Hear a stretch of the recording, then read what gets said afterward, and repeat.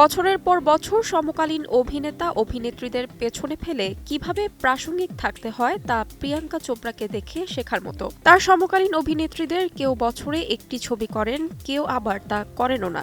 অন্যদিকে প্রিয়াঙ্কা কখনো মেট গালায়, কখনো নিজের হলিউডের ছবির প্রচারে, আবার কখনো নিজের প্রযোজিত মারাঠি ছবির প্রচারে মুম্বাই থেকে লস অ্যাঞ্জেলসে ঘুরে বেড়াচ্ছেন। এমনকি তার সাজগোজের জন্য শিরোনামের শীর্ষে আসছেন তিনি।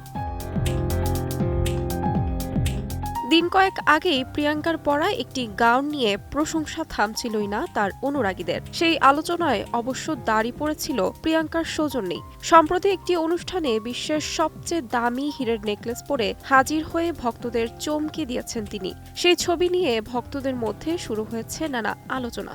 বিলাসবহুল অলংকারের বিদেশি ব্র্যান্ড বুগারি তাদের ১৪০তম বর্ষের অনুষ্ঠানে আমন্ত্রণ করেছিল প্রিয়াঙ্কাকে। সেখানেই প্রিয়াঙ্কা একটি সাদা কালো গাউনের সঙ্গে ছিলেন বুগারির সেই নেকলেসটি, যা তৈরি হয়েছে ৬১.৮১ ক্যারেটের ওজনের ৬৯৮টি লম্বাটে হিরে দিয়ে।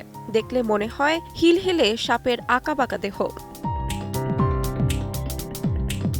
বুগারের ওই হারটি বিশ্বের সবচেয়ে দামি নেকলেসগুলোর মধ্যে অন্যতম বলে মনে করা হয়, কারণ নেকলেসটির দাম ৪০ মিলিয়ন ইউরো, ভারতীয় মুদ্রা হিসেবে ৩৫৪,৬৮০,০০০ টাকা। বুগারের আল্টারনা সংগ্রহের অন্তর্ভুক্ত এই নেকলেসটি ব্র্যান্ডের সর্বকালের সবচেয়ে পছন্দের গয়নাগুলোর মধ্যে অন্যতম। এই গয়না বুগারের বিশেষ শোরুমে প্রদর্শিত থাকে। তাহমিনা তন্নি, সময় সংবাদ।